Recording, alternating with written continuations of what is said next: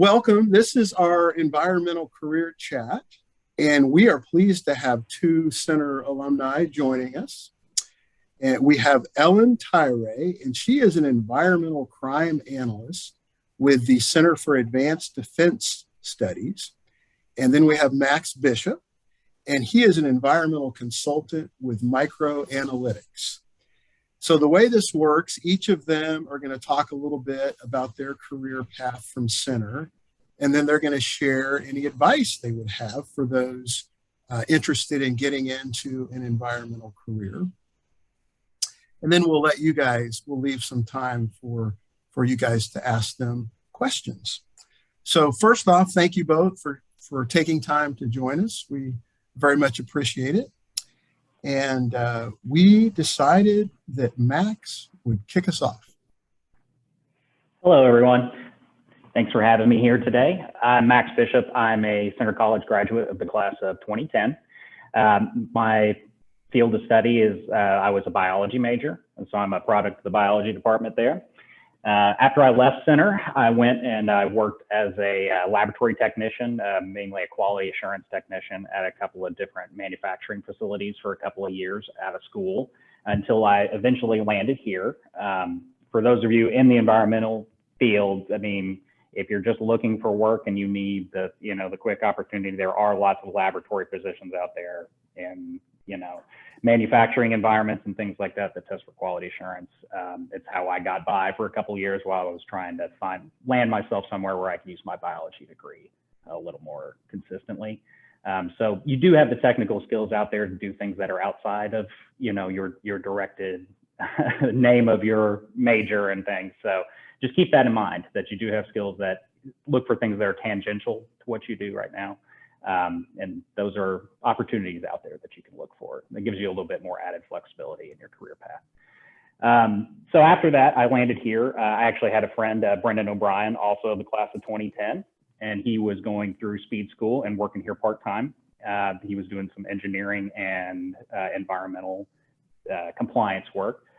So what we do is we're a full service environmental company. We do consulting work for residential jobs, commercial jobs, mostly commercial and mostly healthcare entities.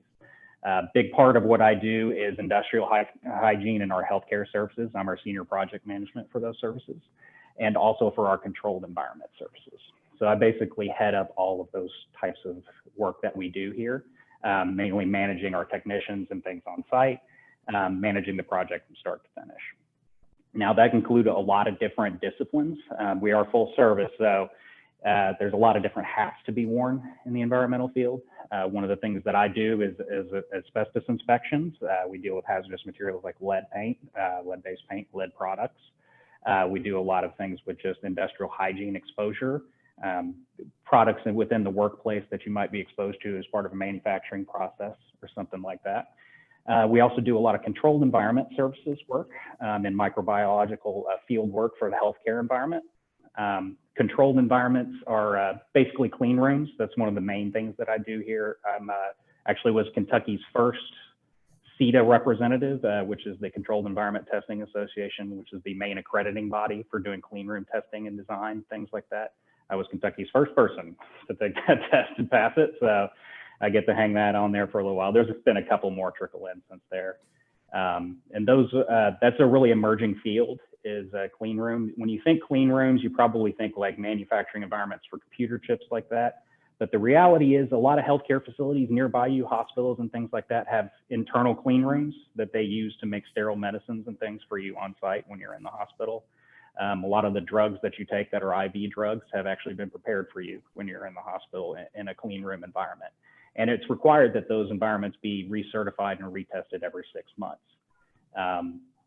It's one of the critical things in our field is that it's very valuable to find work that's repetitive because jobs can be very feast or famine, just depending on the construction activity for that time of year.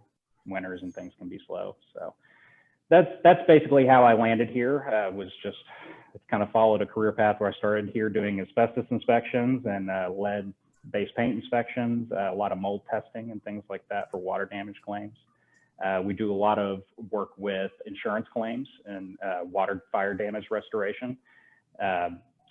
Typically, it's part of the regulatory rules that whenever you're going to demolish a building or something like that, that you actually have the building thoroughly inspected for asbestos-containing materials, lead-based paints, things like that, so that the demolition materials aren't thrown away somewhere that they shouldn't be, managing your waste stream, things like that.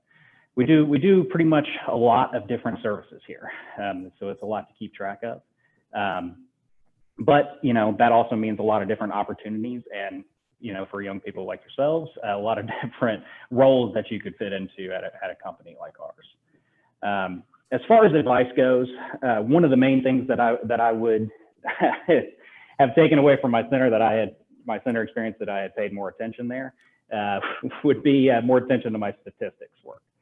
So do not disregard the amount that you're learning about statistics. All of that stuff is valuable.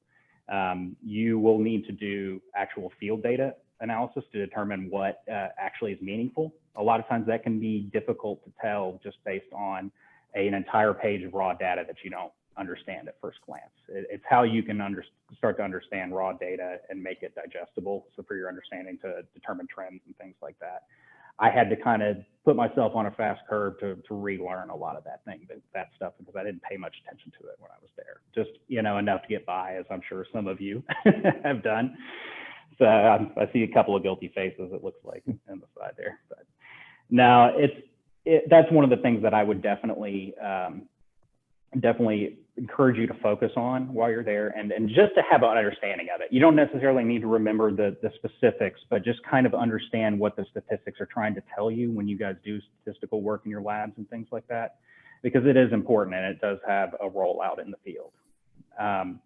Another thing that I would focus on is just understanding the limitations of the different scientific methods, and to also keep in mind that we are scientists, in the way that we speak and that we present data to other people. We don't deal in absolutes. That's not a part of the scientific method. Most everything is done with, you know, appears to be, or the data suggests, things like that. We tend not to prove a whole lot. We just try to demonstrate if something goes along with our predicted outcome. And then, so it comes in a lot. It comes in a lot whenever you're dealing with clients who come in and they want X, Y, or Z, and they have unlimited expectations of science and technology. So as of yet, you know, we don't have a device that we can plant inside of a room, even a clean room, measure it for 15 minutes and get an accurate on-site real-time readout of the microbiological load in that room, for instance. And a lot of people presume that technology has got to that point. So you're going to have to understand the limitations to the science and the technology that are out there, and also, you know, understand how people are maybe abusing that or misusing it. That's something important that I have witnessed out here, is a lot of people being more confident or dealing in absolutes with scientific testing that can't actually demonstrate what they claim to on paper. So it's about understanding the science and understanding what people have written about that science and what conclusions they've drawn off that. It's pretty important. Another thing that I've gotten a lot of practice in that is just reading standard documentation. I know academic writing is difficult, but they write in that way for a reason. Scientific writing is a lot of what I do. I have 6 or 7 reports I probably will write for a 6.5 hour period today. You get used to it. So, I mean, a lot of momentum comes up as your experience comes along, but it is definitely important to understand how scientific documents are written, and more importantly, to be able to understand and comprehend them. So those are pretty much the 3 main takeaways I think I would give from my career path so far, is to understand the statistics of what you're doing, to actually take the time to understand the science. A lot of people are just interested in, all right, I put in this number and I get this number out, and that's all I care about. You do want to understand what goes on between you inserting this number and this number coming out, even when you're using some sort of testing device or something that makes those things easy for you, because then you can understand what it can't be used for and what it can be used for. So that would be my 3 main things to take away before you go into the environmental field, is that there are a lot of limitations. All right, thank you, Max. Of course. Very, very compact for a consultant. I thought that. I'm trying. Well done. I'm trying to be concise if I can. Ellen, you're on. Sure. Hello, everyone. My name is Ellen Tyre. Thank you so much for having me this afternoon and for taking the time to be here. Max, that was awesome. I really loved hearing about your path. My path has been a little bit less technical, less hard sciencey, I suppose, but I'm excited to talk to you all about it. So I am, well, I was from the class of 2019, so not too far back. I was an international studies and French double major. And basically, my career path is essentially one experience built on the next. So I'll kind of walk through what that meant. In short, I had a ton of internships that have progressively led me to the job that I'm in today. So first of all, when I was at Center during the summer between my junior and senior year, I applied for and got an internship with the US Embassy in Myanmar. I was a consular section intern, so I was working on American citizen services, doing visas, passports, all that good stuff. Of course, now if you read the news, you will probably know that Myanmar is in a really, really bad situation. Myanmar is actually the country that I studied. That was my focus as an IST major at Center. And so it was kind of a dream come true to work there. But that experience was not only life-changing, which I know sounds really corny, but stick with me on it, but it gave me a good skill set to kind of take into my future professional career. And so from that time, when I got back, I came to Center, and although I had a large class load my senior year, I was like, I want to do something more. I want to continue working. I just got that kind of feel for it. So I was really fortunate to be linked up to a Center alumni who is an analyst at this place called the Center for Advanced Defense Studies. And I had heard nothing about it at that point. The acronym is C4ADS. And I was like, this is weird. What is that? It's in Washington, D.C. Okay. And a professor had linked us together because that analyst, the alumni, was looking for a consultant to do database management. And they knew that Center students are really precise with their work. They have good attention to detail and they're hardworking. So they went to the professor and said, can you recommend someone? I was fortunate to be recommended, and I became a consultant for the spring semester into the summer after I graduated.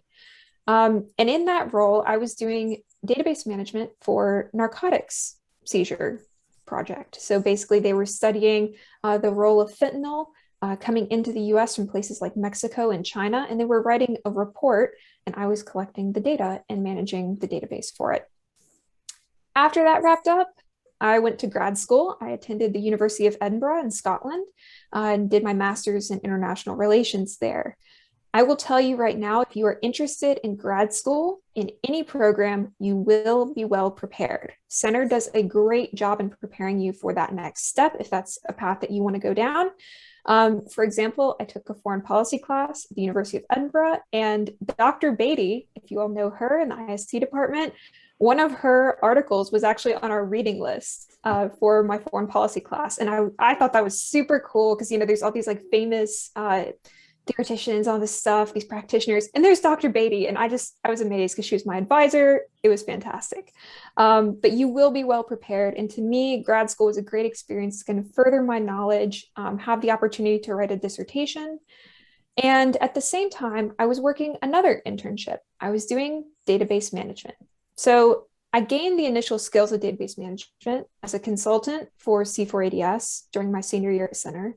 And then I applied for a virtual student federal service internship with the State Department.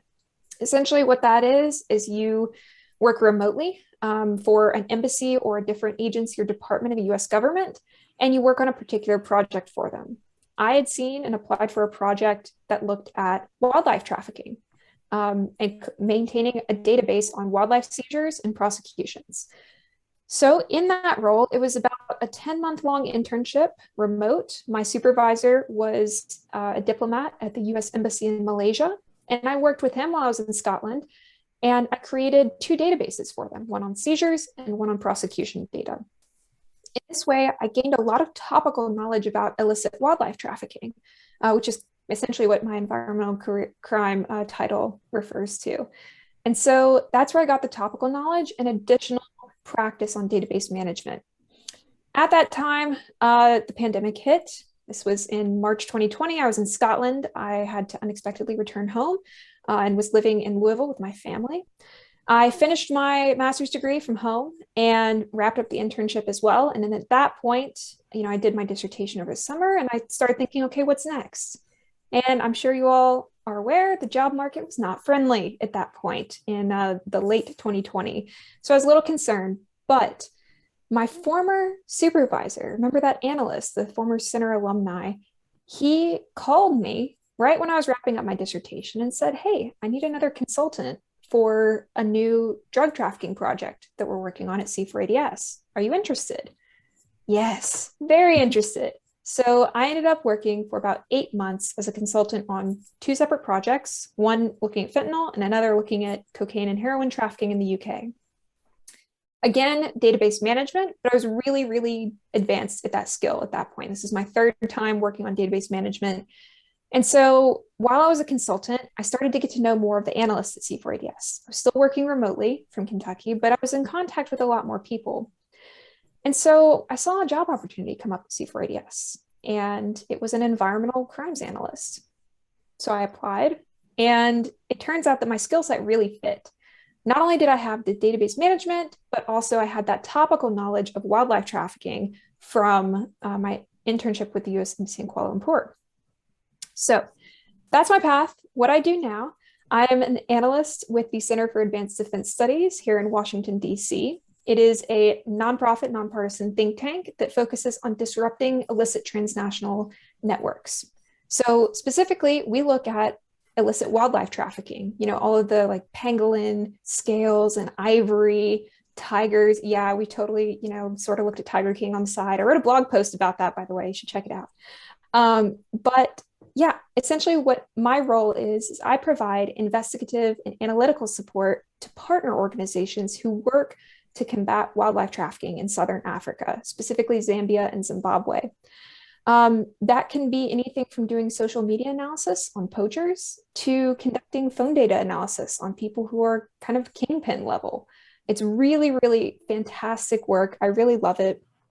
And more recently, I've been able to do more database style stuff. So last Tuesday, actually, we premiered a tool that I was the project manager for. It's a wildlife seizure dashboard displaying all of our seizure data and making it interactive for public use. This was a stretch for me. I'm not a techie person by any means. So being a project manager on a very tech intensive development project was new. It was a challenge, but I have to say my skill set at Center and the kind of being introduced to things that I'm not necessarily used to was a great advantage and kind of helped me out along the way. Another cool thing about my job, I'll say, I was in Zambia last week. I got back on Sunday morning. And so that's another thing is that the international experience that Center offers you, that intercultural interaction that you obtain during study abroad is so useful. And we had a really, really successful trip in Zambia.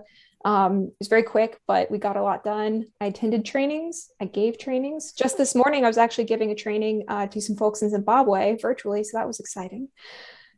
Enough about me. I'll kind of give a little advice real quick. I kind of have three things as well. I'm sorry I'm talking your ear off, but number one, internships. Take advantage of internships. I had, I think, 6 internships and 2 consultancies before I got the job that I'm in now. And I've been in my job for almost a year exactly. So internships are good for a couple of reasons. First of all, you find out the type of work that you like to do.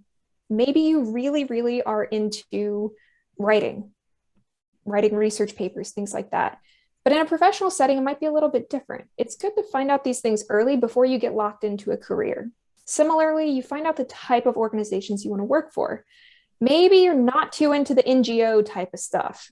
Maybe you're not too into the government type of stuff. These kind of things are good to figure out through internships so that you get a sense of the type of work that you're interested in. It also builds your resume so that you can have more experience in the professional world, to gain new skills, and to have something to point to when you're applying to jobs down the road. My internships, all of them have given me a particular experience that has been useful and that I mentioned in my interview for my current job. Also, building transferable skill sets. This is kind of what Max was talking about a little bit earlier, but having things like being a good writer, technical and academic writing both, tech, even if it's just Excel. The training I gave this morning to some colleagues in Zimbabwe was intermediate Excel. And so things that you can learn now while you're at center might be really applicable to the work that you do down the road. It doesn't have to be something crazy necessarily like, I learned R, the coding language. Like, no, it would be useful in my job, but also that's really, really hard for me. So, it doesn't have to be something like that, but some of these transferable skills, public speaking, all of that you can work on now while you're at center. And that can help you no matter what kind of angle you want to take into the professional world, whether it's something more technical like Max, something more, I don't know, mine's not really abstract, but something more like qualitative like mine, or even something in government, if that's a path that you want to go down.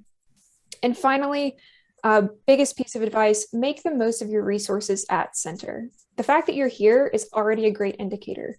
Visit the CCPD, visit study abroad. I love study abroad. I can talk to your head off about that.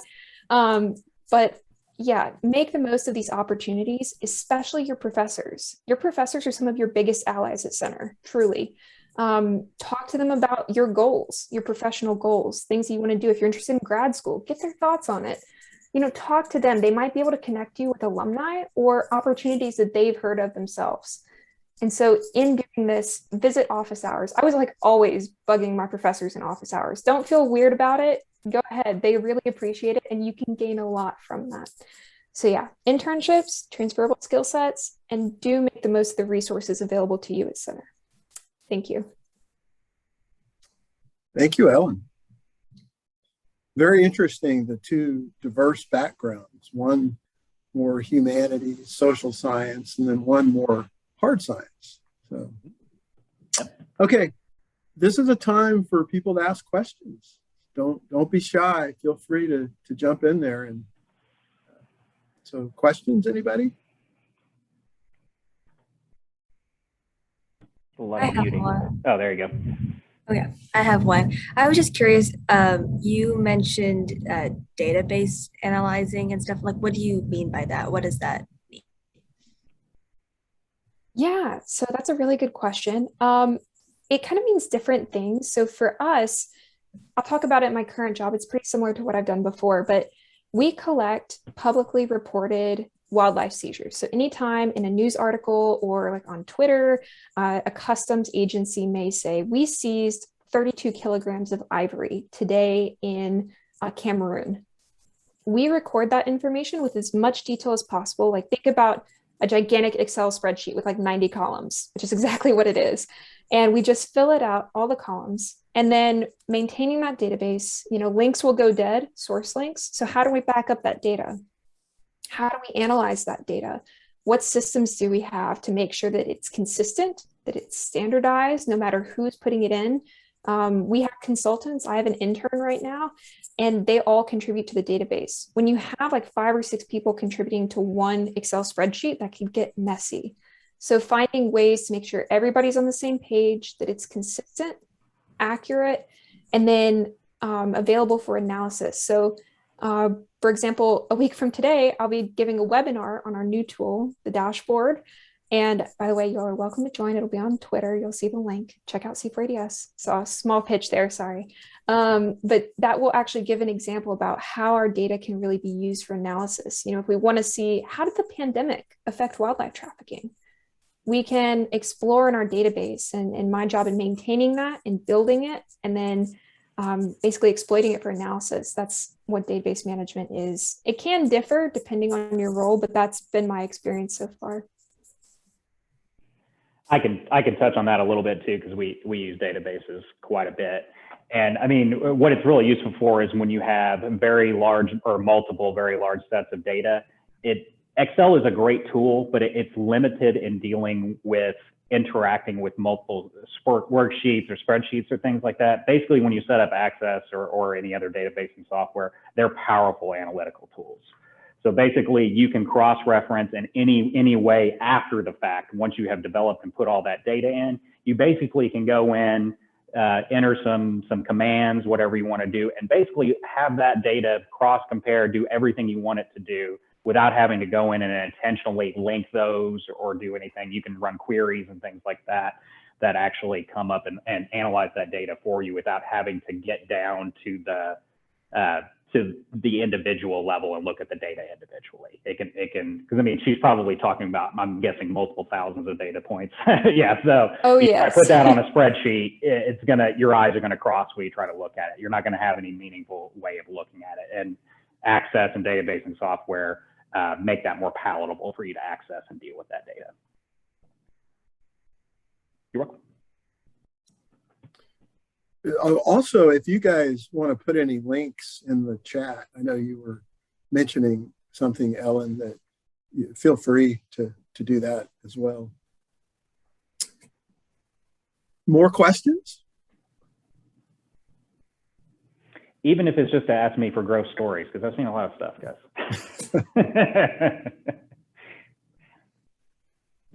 I was just wondering, like, as far as, like, I think, Ellen, you were talking about transferable skills. And I feel like a lot of environmental fields in general, but especially environmental fields, are like becoming more and more, you know, based on technology and using technology effectively. So like, what transferable skills or, like, you know, programming languages or anything like that do you all use that, you know, seems like something that is really important for a lot of fields? Yeah, that's a really good question. I think there's some general ones, and I'm sure Max can elaborate on this. I think, you know, if you have the ability to learn a coding language, that's beneficial no matter really what job you're in. I know Python and R are two that come up quite a lot. So the company I work for, C4ADS, is a data-driven think tank. We are very deeply ingrained with technology, which is funny because I'm not a tech person at all. So it was a bit of a learning curve initially for me. But I think, yeah, if you have the ability to do things like coding languages, but also foreign languages, right? No matter what job you're in, a foreign language can help you. So I speak French and I learned a little bit of Thai, and my job offers an education stipend. So next year I plan on applying to learn Burmese to gain another language, just to kind of help. But that helps because no matter what you're doing, if it's an environmental career in any respect, because I know it's kind of a diverse collection of jobs, you know, that foreign languages can definitely help you. Having mastery over things like Excel is always good. And yeah, different kinds of platforms, not just coding languages, but for example, I'm taking an online project management course. I can't get enough of learning, basically. That's what Center does to you. And so having those kind of skills like project management, and it sounds easy, but it's actually like a real skill set that you have, not just that you like supervise a project. And so, you know, looking into things like that, there's websites like Coursera is one of them that I'm using. You know, you can get different ideas for like skills there.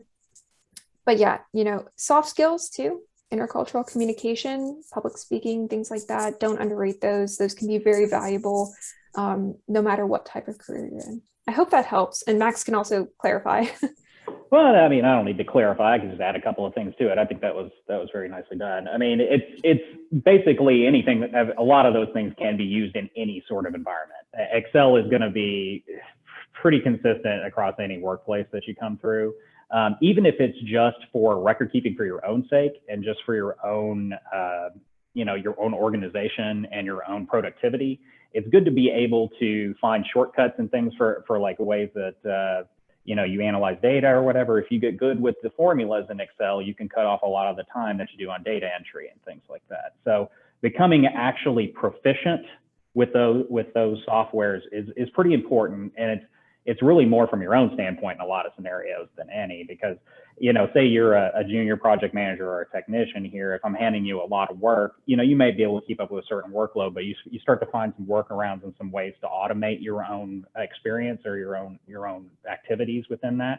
Then you create, you know, more jobs that you can complete for me, you become more profitable, and then therefore I can give you more jobs and hopefully your salary increases.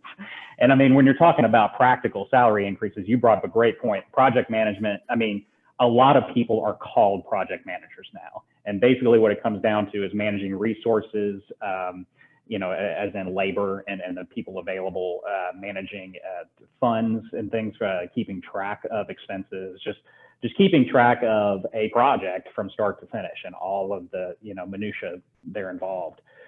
One of the things that getting a PMP, a project management professional, which is probably the course you're taking, I'm guessing, or maybe something along that PMI, the Project Management Institute. Those considerations are great because I can tell you that for most people, if you get a PMP, your salary automatically increases by $20,000 to $30,000 a year for any project management jobs that you apply to. So, and it's probably usually only like a 6-week course. You can usually do it after work on your own time. And then there's an exam at the end of it, but there are a lot of prep courses. It's almost like taking the ACT or something. There are organizations out there that do prep courses for it, even online ones, I believe. So that's definitely something I would recommend for anybody if you're going to get into project level work. A PMP is a great certification just to have, like a professional accreditation.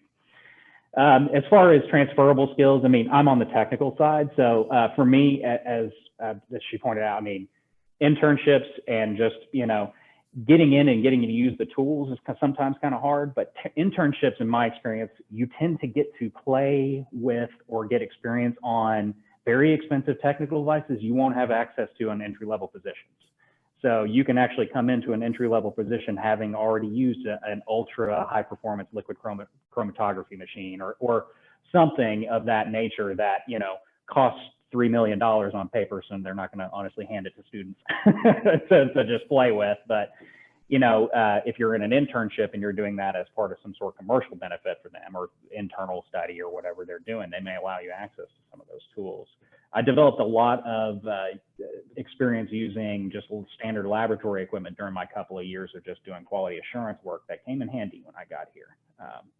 And also, I mean, work experience is never to be disregarded. I mean, just organizing yourself, being able to get yourself together and get to work on time every day, present, it's good to get to show up and, like to say, dress for the job you want, not the one you have. So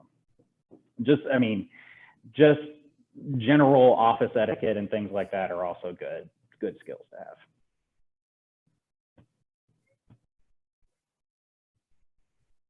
Don't be shy. More questions. This is your chance. I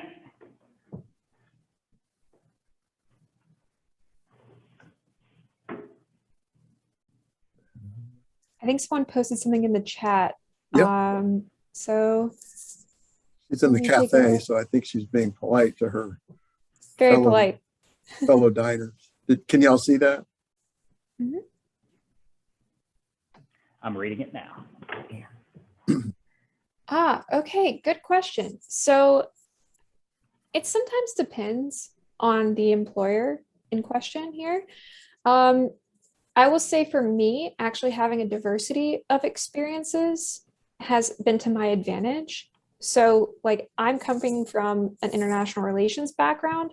I have colleagues who come from a data science background. I have colleagues who come from like an Arabic language background.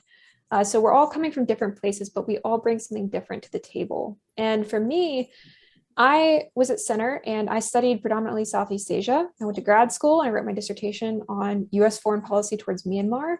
My internships were geared towards Southeast Asia, and lo and behold, I work on Southern Africa now, right? So totally different shifting gears, but basically like it kind of helps because I have some different knowledge, but I'm also adaptable. And I think that's the good thing about Center is that you do get to work on a lot of different things. Your professors will have you kind of shift gears, take something maybe a little outside of your academic comfort zone.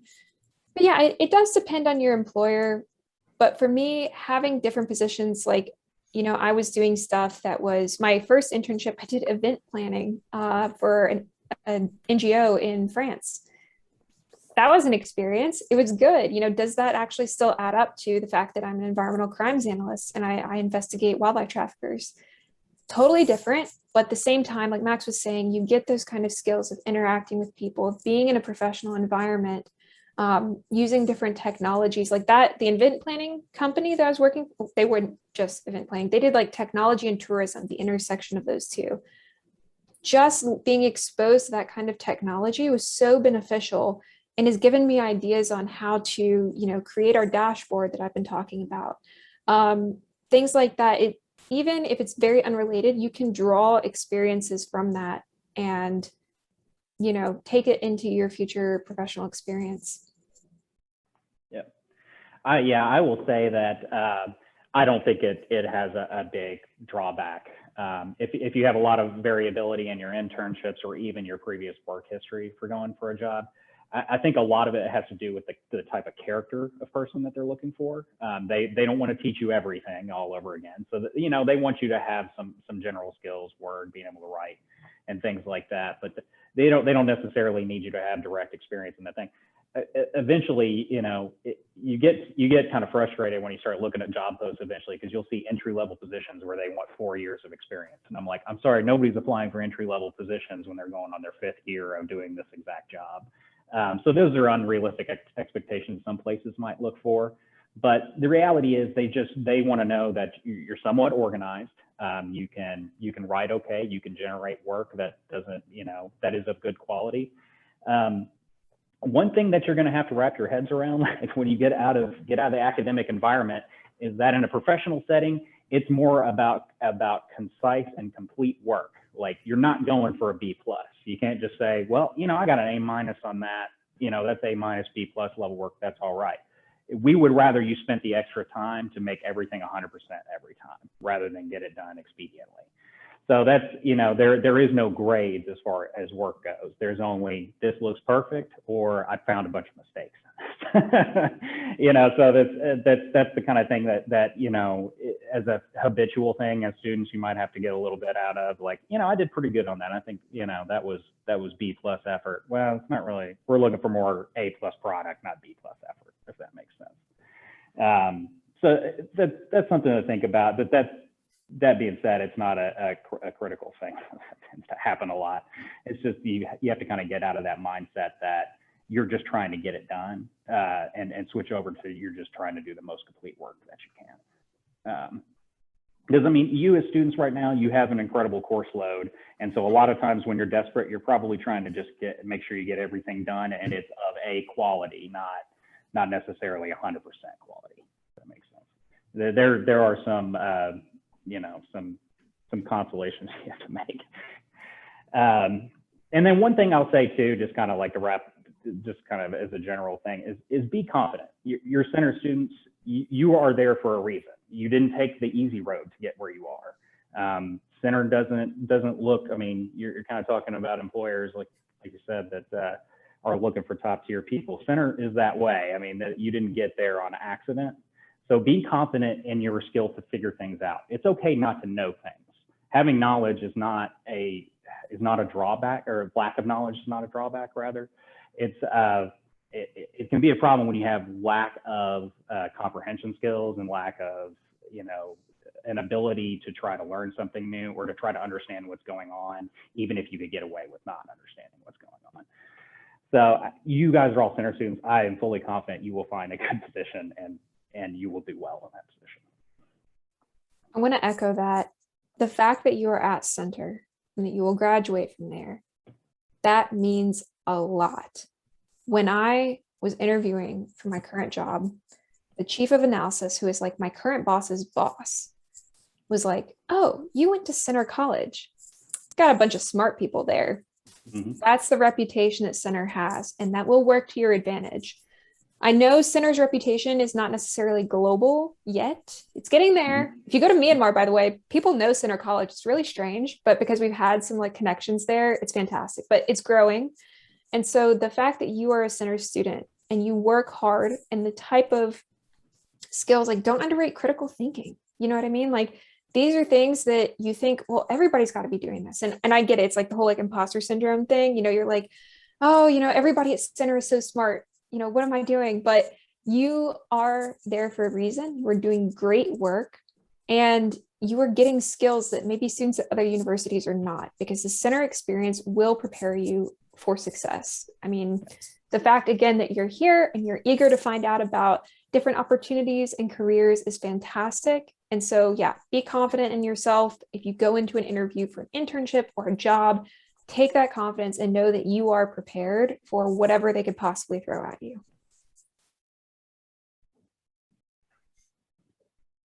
Excellent information. Any more questions?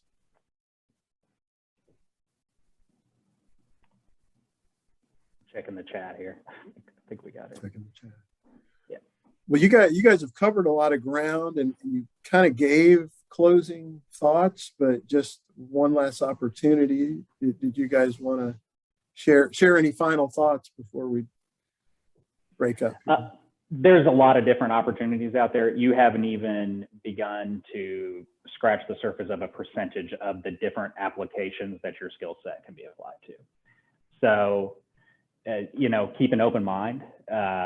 Maybe talk to other people who are scientifically minded, or just, consider avenues, you didn't consider. I never considered being a quality assurance chemist, which I did for like a year and a half before I came to work here. Never considered it, but, I had organic chemistry, and I had all of the prerequisites that actually, gave me a basic foundation of knowledge for chemistry that let me do that job. And it has not one that I considered. So, don't limit yourself, be flexible, and be willing to explore opportunities that didn't necessarily occur to you at first glance. A lot of people, they're like, all right, when is my job for the EPA start? When they graduated in an environmental field. There are jobs like that, but there are also like Air Pollution Control District here in Louisville has its own, it acts as its own division of the EPA. And those people do a lot of different things that the EPA doesn't exactly do, because they're based on local regulations and things like that. So, just keep an open mind and just recognize that you have a flexible skill set. Yeah, absolutely. I definitely second all of that. I also think I want to kind of reemphasize these 3 points I brought up earlier. Do internships, find out what you like to do, explore different options. And while you're at Center, there's opportunities in the Danville community to do that, even within, the environmental career sector, but even outside of that. For example, I was in IR, and that doesn't normally transfer into like wildlife trafficking, but it really does, right? Like my IR skill set has a lot. I understand the political dynamics going on in Southern Africa, and how that might affect, if there's conflict in Burkina Faso, which is in Western Africa, how is that affecting the national parks, right? That's an interesting question. But those transferable skill sets, and then make most of your time at Center. Your professors are really there for you. They are your allies. Talk to them, look for opportunities, go to the CCPD, of course, and engage in study abroad opportunities, whether it's a semester, a Center term, one of the short summer courses, any of that. It will expand your horizons. It could create opportunities for you. My first 2 internships were in Strasbourg, France, because I connected to that company while I was in Strasbourg studying. So if you do study abroad, which I highly encourage, just because it's a wonderful experience, you can build foreign language skills, make connections, network outside of the US, which is becoming increasingly important, I think. But yeah, all of those things, you are well prepared. The Center experience will ready you for whatever path you take, whether you go on to grad school next, whether you go into the job market. You have the ability to really do a lot of good for the world, and kind of keep that, I guess, the ethos of Center, that you want to be a leader and a servant, right? A servant leader, I think, if President Roush, he always said that. And so you want to kind of take that into your future, that you're there to make a positive contribution to the lives of others. For me, the communities that live in Southern Africa, and also the wildlife. I love animals. So protecting the wildlife in those communities is very important. And that's kind of what you want to aim. So take that kind of ethos from Center as you move forward. And as a final thing, I will say, feel free to, if you have any other questions, want to connect, I'm on LinkedIn. You can always message me. I have no problem with that, but please feel free to reach out. I'm pretty responsive through those messages. So if you ever want to follow up, talk about C4ADS or any of my kind of work experience prior to that, how Center got me to there, I'm happy to chat anytime. Thank you so much for having us. I really appreciate the opportunity to talk to you all today. Yeah, and I would add to that, feel free to contact me as well. I have LinkedIn, but honestly, I have the notifications turned off on my phone because I would go crazy if not. So I might not be super responsive to the messages on there, but feel free to reach out, and I'd be happy to answer any questions you guys have. Okay, very good. Thank you both again. This has been great information, and we appreciate you.